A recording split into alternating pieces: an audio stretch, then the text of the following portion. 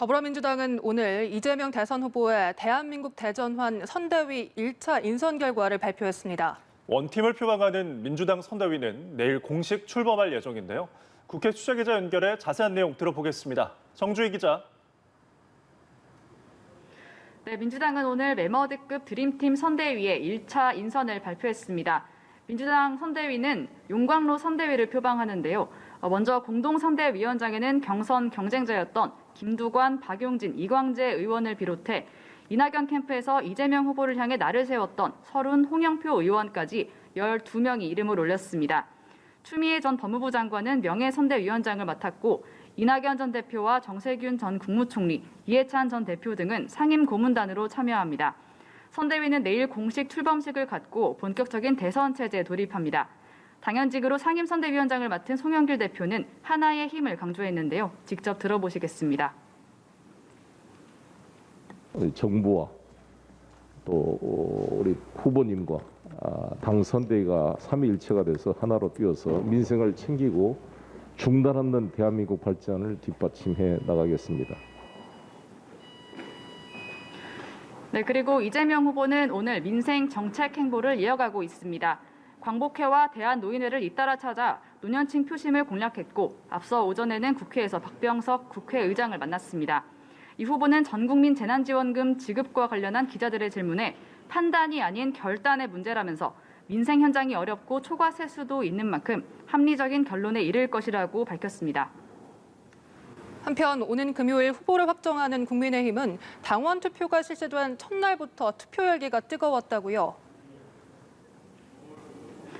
네, 국민의힘 대선 후보를 뽑기 위한 당원 투표가 오늘부터 4일까지 나흘간 진행됩니다. 3일과 4일에는 일반 국민 여론조사가 실시되는데 당원 50%, 여론조사 50%를 합산해 금요일 최종 후보를 선출합니다. 투표 시작 첫날부터 높은 투표율을 보였는데요. 오후 4시를 기준으로 투표율은 43%를 기록하고 있고 첫날 투표는 오후 5시까지 진행됩니다. 4명의 후보도 당심을 잡기 위해 바쁘게 움직였는데요. 홍준표 후보는 지역구가 있는 대구를 찾아 TK 당원들의 지지를 호소했고 윤석열 후보는 경기도 선대위를 찾아 수도권 당심을 공략했습니다. 막판 뒤집기를 노리는 유승민 후보는 오전 일찍 국회의원회관을 돌며 투표권을 가진 보좌진들에게 한 표를 호소했고 원희룡 후보는 오후 4시에 연합뉴스 TV에 출연해서 공중전을 펼쳤습니다. 이준석 대표는 당원들의 적극적인 투표를 당부했는데요. 직접 들어보시겠습니다. 지금까지의 당내 선거에 대한 일반적인 예측은 모두 동작하지 않을 것임을 의미합니다. 여러분의 참여가 우리의 대선 후보를 결정합니다.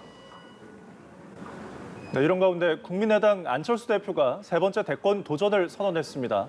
야권의 대선전의 변수가 될 걸로 보이는데요.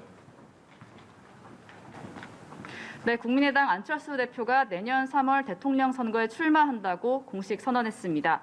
안 대표의 대권 도전은 2012년과 2017년 대선에 이어서 이번이 세 번째로 세 번 모두 거대 양당 사이 제3지대에 깃발을 꽂았습니다. 안 대표는 출마 선언문에서 기득권 양당들이 구적폐를 몰아내고 신적폐가 들어서는 적폐 교대만 반복하고 있다면서 거대 양당 대선 후보들을 싸잡아 비판했습니다. 직접 들어보시겠습니다. 이 나라를 5년간 맡겠다고 나선 대통령 후보들은 어떻습니까? 국민들은 놈 대선이라고 합니다.